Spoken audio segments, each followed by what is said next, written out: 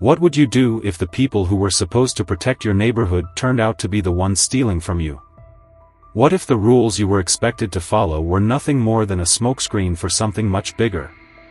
I sat at my kitchen table, staring at the HOA notice in front of me. Legal action. A lien on my house. All over so-called violations that didn't even exist. It didn't make sense, none of it did. I had barely touched the property since moving in, and yet Karen and her HOA goons were acting like I had knocked down walls and built a skyscraper in my backyard. Something wasn't adding up. I pulled out my laptop and started digging. If they were coming after me this hard, then surely, I wasn't the first. A quick search of the HOA's public records should have been simple, but every time I tried to access their financial reports, I hit a dead end. Pages conveniently under maintenance. Links that led nowhere. My phone buzzed. It was Tom Reynolds, the lawyer I had contacted earlier. I answered, half expecting him to tell me that I was out of options, that I should just pay the damn fee and move on. Instead, his voice was sharp, urgent. Ethan, I looked into that community fee Karen's demanding. It's not in the HOA bylaws. In fact, there's no record of it existing at all. I sat up straight.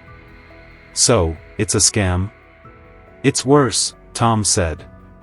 The HOA has a legal fund, but it's supposed to be for public maintenance, things like road repairs, landscaping, keeping the neighborhood in good shape.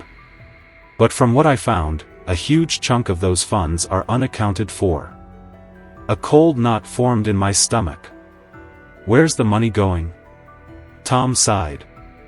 That's the million-dollar question. I exhaled slowly, the pieces beginning to click into place. Karen wasn't just making up violations to squeeze me for cash. She was running a racket. The question was, how far did it go? The next morning, I drove down to the county records office. If Karen was funneling HOA money into her own pockets, there had to be some trace of it. A fake company. A shell account. Maybe even direct payouts to Karen herself.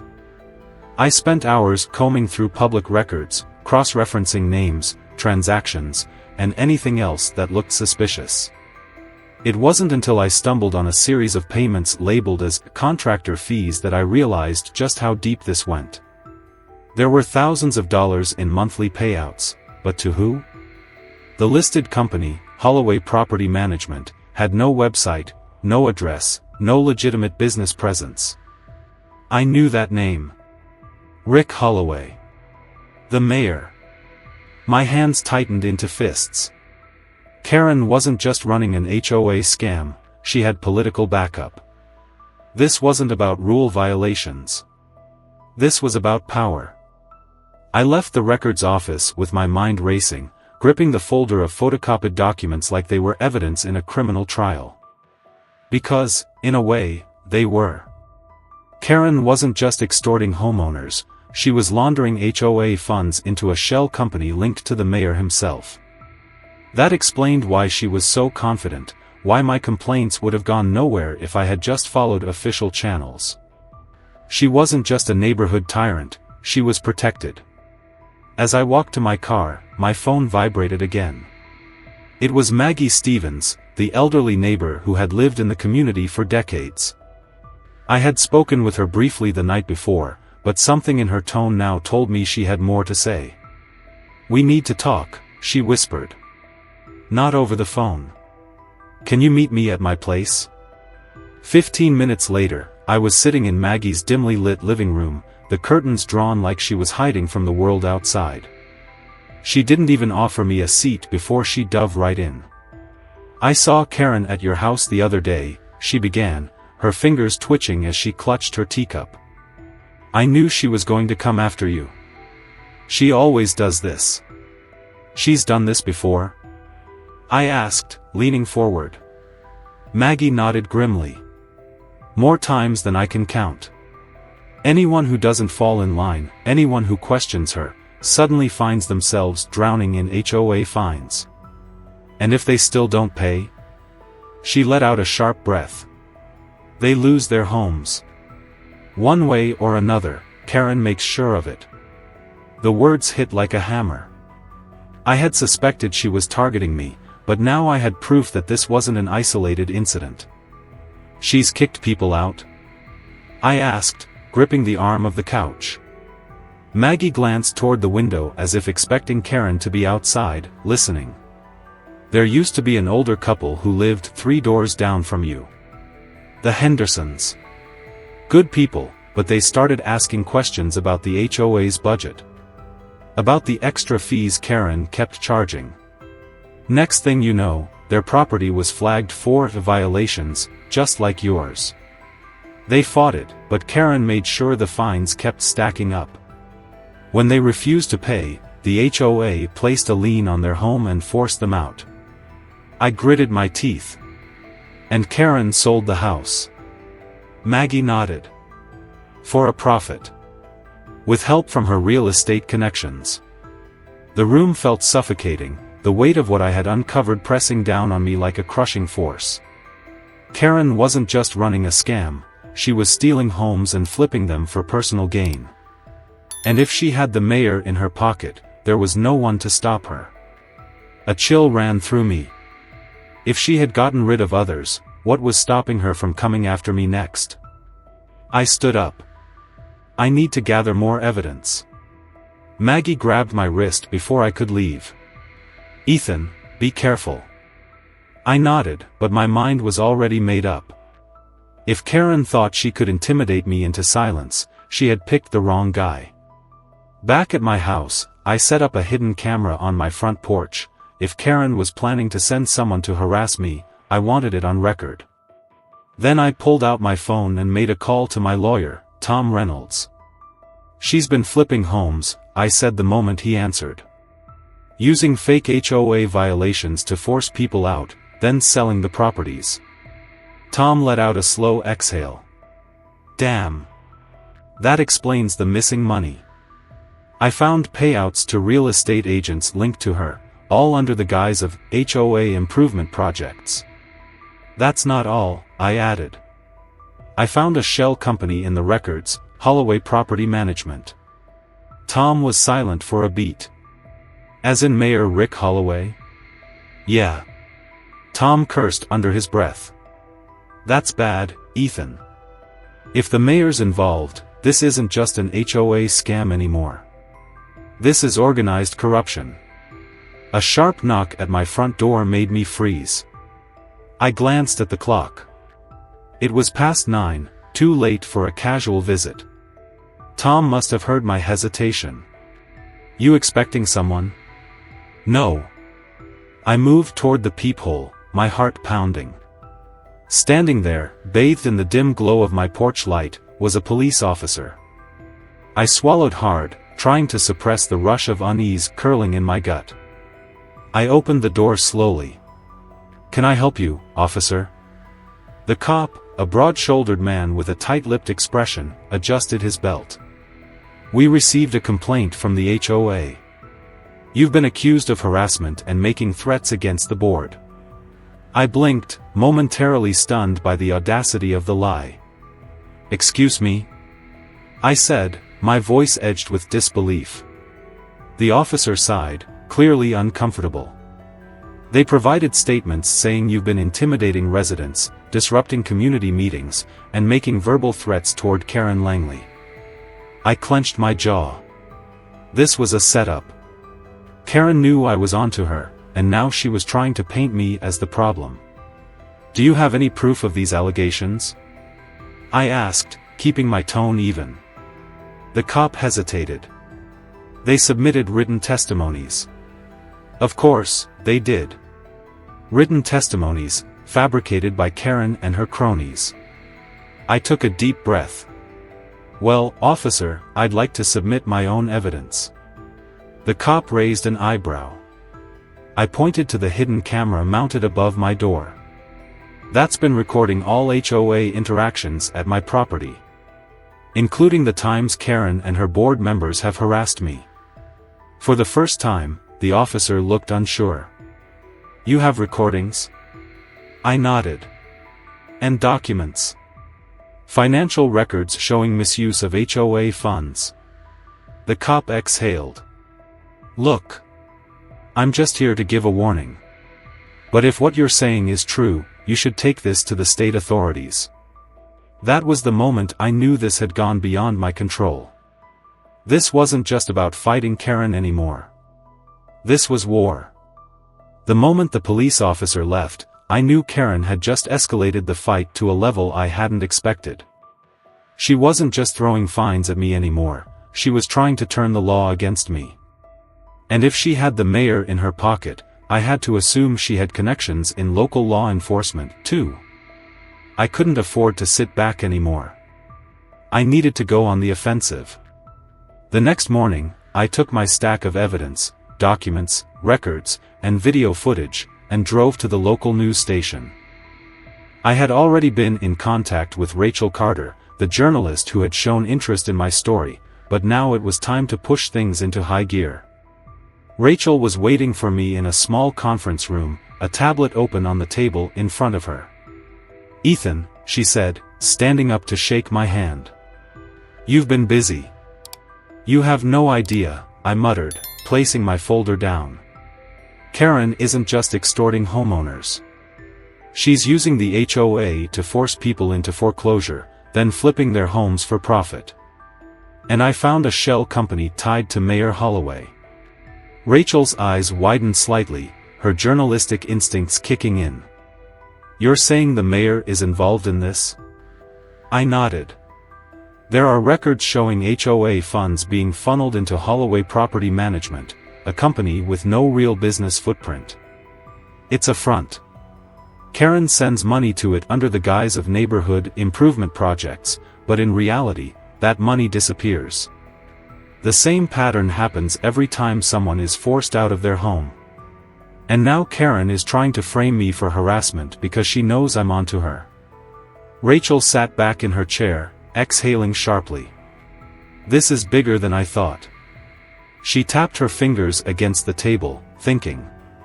"If I run this story, it's going to explode. We're talking about real estate fraud, extortion, HOA abuse of power, and political corruption." "That's exactly what I want," I said.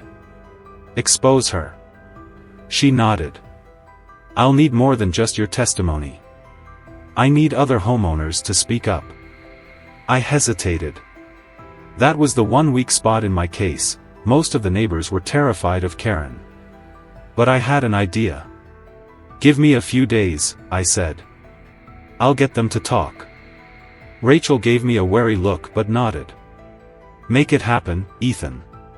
Because once this goes public, Karen is going to fight like hell to cover it up." I knew she was right. But I wasn't prepared for how fast Karen would strike back. That night, I was woken by the sound of my mailbox being smashed apart. I bolted out of bed, ran to the window, and caught a glimpse of a hooded figure sprinting down the street. My stomach twisted. This wasn't just random vandalism. Karen was sending a message. The next morning, I found a thick, rust-colored scratch running down the side of my car. Someone had taken a key to it, carving deep enough that I knew it hadn't been an accident. But the worst part? My lawn had been poisoned. Patches of dead grass spread across my yard like a sickness, the earth blackened in places where someone had dumped weed killer or chemicals. I stood there, jaw clenched, rage boiling under my skin. This wasn't just petty harassment anymore. Karen was getting desperate. I knew then that I had to act fast. I went door to door, talking to every neighbor who had ever complained about Karen. At first, most of them wouldn't even open the door, too afraid of retaliation. But when I told them I had evidence, that Rachel Carter was about to blow this story open, something changed. First, Maggie Stevens stepped forward. Then, Dan Lawson, a quiet man who had lived in the neighborhood for years. By the end of the day, I had 5 homeowners willing to go on record. And that was all I needed. Rachel set up a secret meeting at her news station, making sure no one outside of her trusted team knew about it. One by one, my neighbors told their stories. Maggie spoke about the fake violations Karen had used to drain her savings. Dan recounted how he had been forced to pay thousands in fines, only to find out the HOA had no legal authority to issue them. The Hendersons, the couple Karen had forced out, had left town, but their son, a lawyer himself, agreed to provide documents proving Karen had manipulated the system to seize their home. Rachel listened, recording everything. By the time we finished, she was stunned. "This is huge," she whispered. "This isn't just an HOA scam. It's organized crime." She sat back, taking it all in. "We're running this. Prime time. I need to reach out to legal experts, but Ethan," she met my gaze, her expression serious. "When this goes live, Karen is going to come for you." I exhaled. She already has. And I was right. The moment the news report hit the airwaves, my phone exploded with calls. Neighbors. Strangers. Reporters. And then, a cease and desist letter from Karen's lawyer. She was suing me for defamation. I stared at the letter, my blood running hot. This was her last-ditch effort to shut me up. But it was too late. Karen had lost control of the narrative. And she had no idea what was coming next. Karen had thrown the first punch with the cease and desist letter, but she didn't realize I had been preparing for this moment since the day she set foot on my property. This wasn't just about me anymore. She had spent years bullying homeowners, stealing from them, and ruining lives. And now? She was about to watch it all fall apart. The morning after the news report aired, the entire neighborhood was in an uproar. I stepped outside to grab my mail, half expecting another vandalism attempt, but instead, I found something different. Neighbors. They were standing on their porches, whispering, watching. Some looked nervous. Others, angry. A few approached me, cautiously at first. "You really think we can take her down?" one man asked. I turned to face him. "I know we can." Something shifted. The fear that Karen had embedded in this community for years was starting to crack. But she wasn't giving up without a fight. Later that afternoon, city inspectors arrived at my house. Not one. 3. They walked my property with clipboards, taking pictures, pointing at my fence, my roof, my lawn. I followed them, my fists clenched. "What exactly are you looking for?" I asked. One of the inspectors sighed. "We received multiple reports from the HOA about unsafe property conditions. Alleged structural concerns, zoning violations." I nearly laughed. Karen had called in the city to harass me. "Any actual violations?" I asked. The inspector hesitated, exchanging glances with the others. "Honestly? No. But we're required to follow up when reports are made." I nodded, biting down my frustration. "Well, since you're here, I'd like to file an official complaint against the HOA for fraudulent claims and harassment." That caught their attention. By the time they left, I knew the city officials were starting to pay attention. But Karen had one last trick up her sleeve. The very next day, an emergency HOA meeting was called. Flyers were shoved into every mailbox, emails blasted to every homeowner. The meeting would be held at City Hall. Karen was about to make her last stand. That night, I walked into City Hall to find dozens of people already gathered. Homeowners who had been silent for years now filled the seats. At the front of the room, standing behind a sleek wooden podium, was Karen. Her expression was different now. Gone was the smug, self-assured woman I had met weeks ago. She looked tired, strained. But she still had power. And she was about to use it. She tapped the microphone, her voice echoing across the hall. "Ladies and gentlemen, we are gathered here today because of a serious issue plaguing our community. An individual, Someone new to our neighborhood has been spreading lies, disrupting our peaceful way of life, and attacking the very organization that keeps our homes safe and beautiful. I clenched my jaw. Karen wasn't defending herself. She was turning the community against me. She continued, voice dripping with false sympathy. I understand change can be difficult for some people. I understand that rules might seem unfair to those who don't want to follow them. But the HOA exists for a reason, to protect all of us. And we cannot let one troublemaker destroy what we've built. Murmurs ran through the crowd. Some nodded in agreement. But others, people like Maggie, Dan, and the homeowners who had spoken up on the news, looked furious. I stood up. Protect us? I said, my voice carrying across the hall. Is that what you call it? Because I've spoken to plenty of homeowners here who don't feel protected. They feel scammed. They feel harassed. They feel like they've been paying into a system designed to rob them. Karen's smile tightened. With all due respect, Ethan, you're new here. You don't understand how things work. Oh, I understand perfectly, I shot back. I understand that you've been stealing from this community for years. I understand that you've forced people out of their homes under fraudulent claims, only to turn around and flip their properties for profit. Gasps rippled through the crowd. And I also understand, I continued, stepping forward, that you've been funneling HOA funds into a shell company owned by Mayor Holloway. That's not leadership, Karen. That's corruption. Her face paled. That's a dangerous accusation. It's not an accusation, I said, pulling out a thick envelope. It's proof. Bank statements. Fraudulent fines. Transfers made directly to Holloway Property Management. Oh, and by the way, this is already in the hands of state authorities. For the first time, Karen looked afraid. A murmur of voices rose, turning into outrage. People stood, demanding answers. Then, a voice from the back of the room, an elderly man I didn't recognize, stood up. Enough, he said, stepping forward.